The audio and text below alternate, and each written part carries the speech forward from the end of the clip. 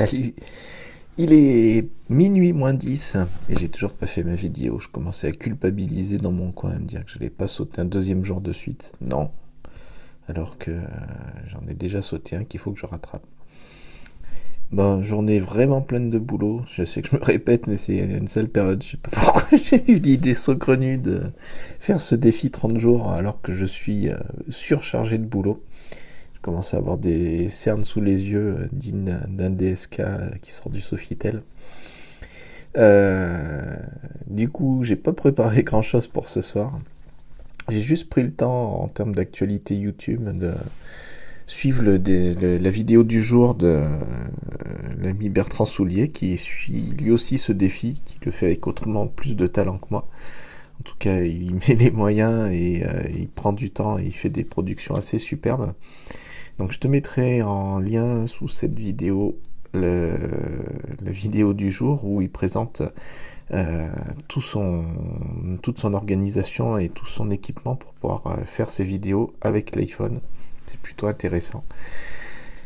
Du coup, je fais par mimétisme ma vidéo du jour sur l'iPhone, mais avec un équipement bien moindre que le sien. J'ai qu'un pauvre petit iPhone 6 avec une caméra frontale qui est pas terrible. Un micro-cravate, je sais pas si t'as remarqué, mais le son est un peu meilleur depuis quelques jours. C'est le seul investissement que j'ai fait pour l'instant. Et j'en reste là, alors que lui utilise un équipement qui est impressionnant et qui me fait bien envie. Mais bon, on verra si je m'investis un peu plus dans la vidéo dans les mois à venir. J'ai même pas de socle, tu vois, je suis en train de porter le téléphone avec mes bras. Euh, Aujourd'hui, donc, j'ai pas de sujet énorme, je voulais juste causer. Je vais quand même caler. Voilà. Je voulais te causer d'un bouquin que j'ai découvert il y a quelques années et qui m'a toujours marqué. Enfin, dès le début, dès le titre, en fait, je me suis dit, oula, ça c'est fait pour moi, et puis ça n'a pas loupé. C'est un bouquin qui s'appelle Comment être un névrosé heureux. C'est très drôle, c'est très drôle et très pertinent. C'est écrit par John Cleese. Le nom te dit peut-être quelque chose. John Cleese, c'est un ancien des Monty Python.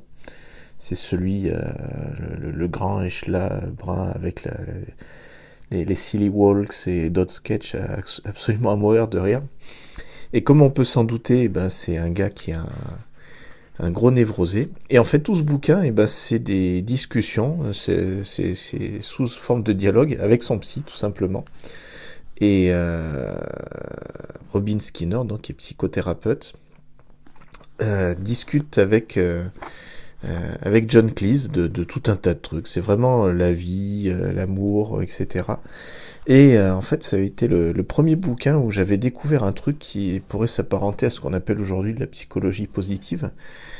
C'est-à-dire qu'en gros, plutôt que d'étudier des pathologies de gens qui vont mal, ce docteur, la Robin Skinner, s'était attaché à étudier le comportement des gens qui vont bien et d'essayer d'en tirer des leçons. Et c'est super intéressant, en particulier avec l'échange avec John Cleese qui joue un peu le rôle du gros flippé assez sceptique, et puis toutes ces notions qui sont assez intéressantes. Il y a plein de sujets qui sont abordés dans le bouquin. Bien sûr, j'ai pas eu le temps de le relire pour ce soir. Moi, je me souviens d'un passage qui m'avait particulièrement marqué sur la notion de couple et sur le fait que quand ce gars-là avait étudié les couples qui allaient bien, il avait cherché à savoir ce qui se passait bien. Et en fait, il s'était rendu compte que c'était des gens qui n'étaient pas du tout dépendants affectivement l'un de l'autre. Et que la dépendance affective, à l'opposé, pouvait amener une forme de tension, voire même de souffrance. Euh, Alors que dans les échantillons des couples qui voyaient qui étaient plutôt équilibrés, qui allaient bien, en fait, ils se retrouvaient avec des gens qui étaient sans aucune dépendance affective, qui n'avaient pas besoin de l'autre. Il n'y avait pas de crise de manque horrible quand ils se séparaient pour quelques heures ou quelques jours. Au contraire, ils étaient plutôt très heureux, ils s'épanouissaient, ils faisaient plein de choses. Ils étaient très contents de se retrouver ensuite. Et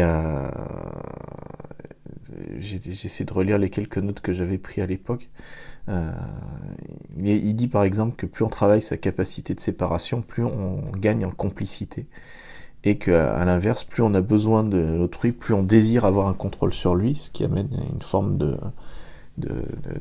quelque chose qui ressemble pas mal à une spirale négative. Et du coup, on peut arriver à des schémas où ce besoin anxieux amène à chacun qui s'appuie sur l'autre. Il cherche à lui démontrer qu'il ne peut pas se passer de lui, donc pour être plus convaincant, il va faire en sorte de pas être très heureux quand il est dans une relation sociale avec des amis ou autre, et puis petit à petit ils peuvent se retrouver à s'isoler et à aller jusqu'à renoncer à leurs activités personnelles. Et du coup, en fait, ils se retrouvent attacher à cette spirale descendante, une forme de négativisme qui est déjà l'anxiété qu'ils amènent dans le couple, et en plus le fait qu'ils perdent tout intérêt à plein de choses dans la vie, puisqu'ils font une croix, bien malgré eux, sur des choses dans lesquelles ils s'éclataient, sur des activités diverses et variées, ou des relations amicales ou autres avec d'autres personnes.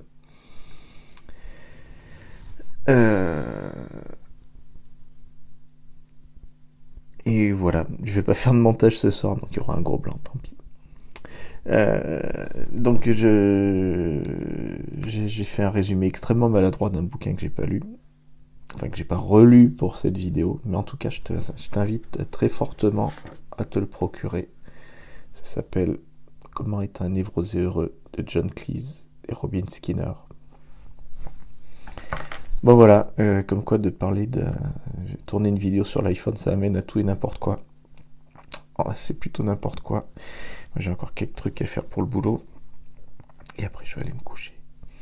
Je te souhaite une bonne nuit, une bonne journée. Et à demain pour de belles aventures. Je vais essayer de faire des vidéos qui soient en dehors de mon bureau. Avoir un petit peu la couleur du jour, ça ne fera pas de mal à moi. Et puis aussi à traiter de choses un peu plus construites et constructives. Allez, ciao!